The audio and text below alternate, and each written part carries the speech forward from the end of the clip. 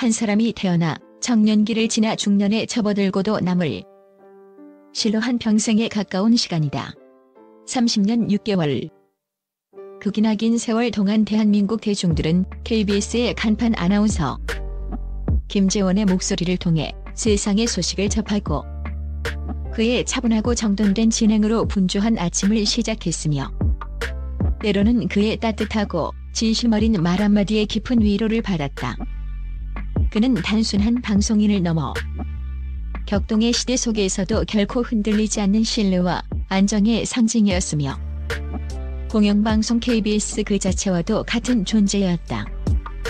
그랬던 그가 모두가 선망하는 정년퇴직, 즉 영광스러운 피날레를 불과 1년 앞두고 돌연 사표를 던졌다는 소식은 마치 잘 짜인 각본의 마지막 페이지가 거친 손에 의해 찢겨나간 듯한 큰 충격과 깊은 궁금증을 안겼다.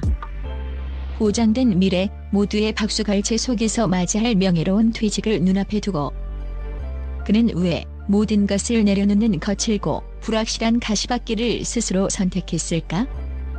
최근 한 방송 프로그램에 출연한 그는 마침내 그동안 단단하고 빈틈없는 가면 뒤에 철저히 감춰왔던 여리고 상처 입은 속내를 뜨거운 눈물과 함께 쏟아내듯 털어놓았다.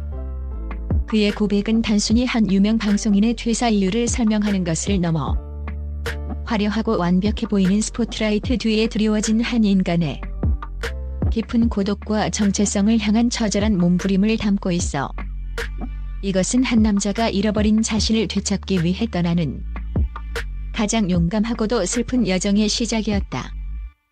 지켜보는 모든 이들의 가슴을 깊이 그리고 아프게 울렸다. 나는 텅 비어 있었습니다.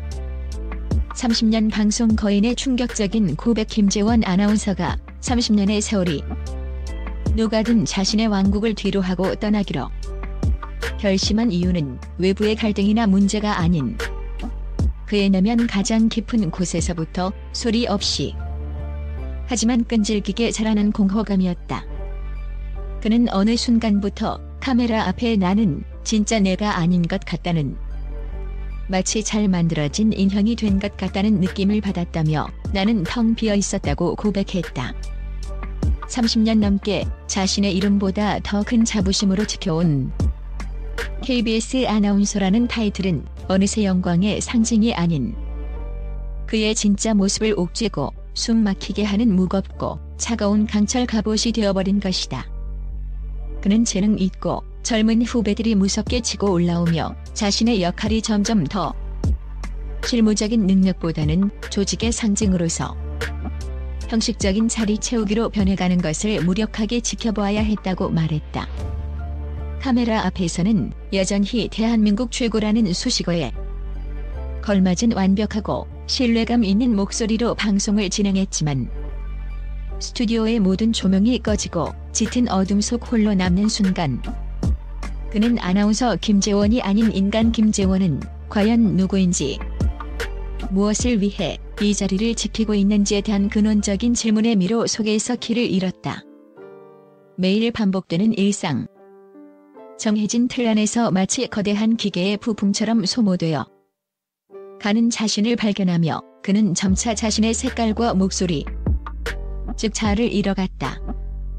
이 내면의 고통은 생각보다 깊고 심각해서 퇴사를 최종적으로 결심하기 전 수차례 심리 상담까지 받아야 할 정도였다.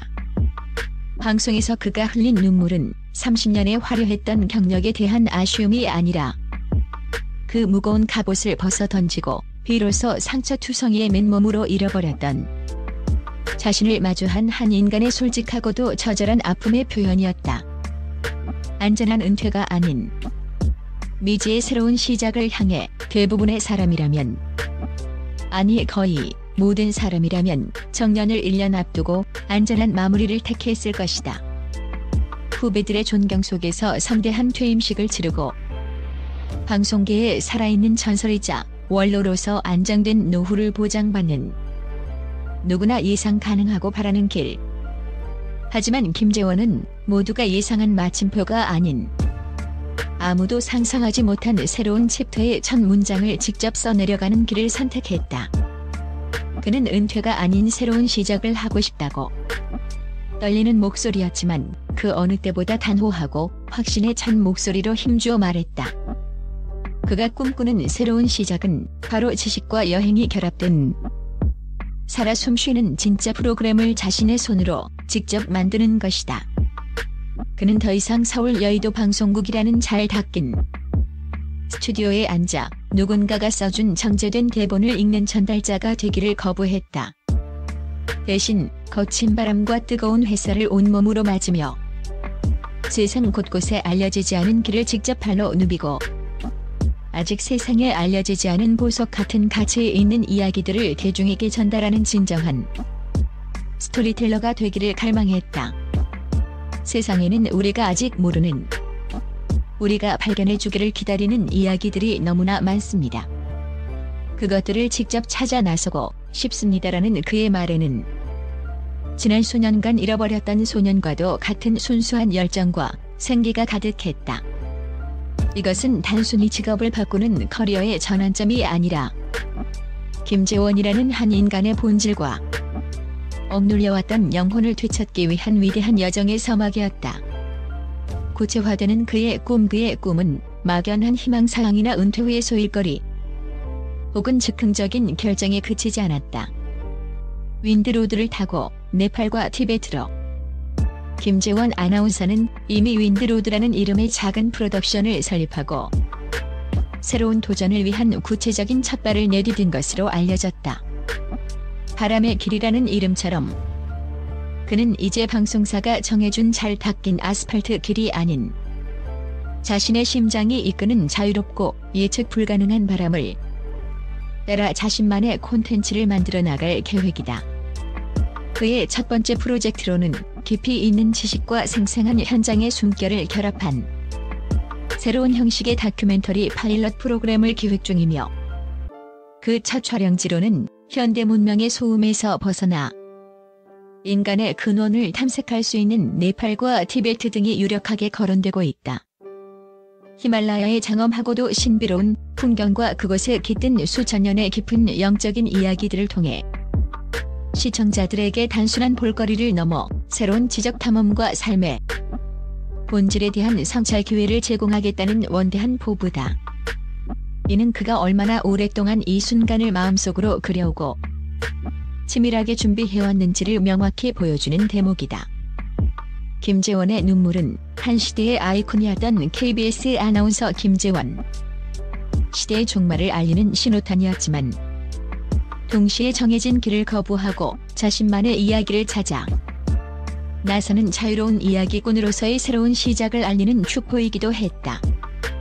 안정된 울타리를 스스로 박차고 나와 50대 후반의 나이에 미지의 세계로 뛰어드는 그의 용기는 비슷한 고민과 공허함을 안고 살아가는 수많은 현대인들에게 깊은 울림과 함께 아직 늦지 않았다는 강력한 영감을 주고 있다.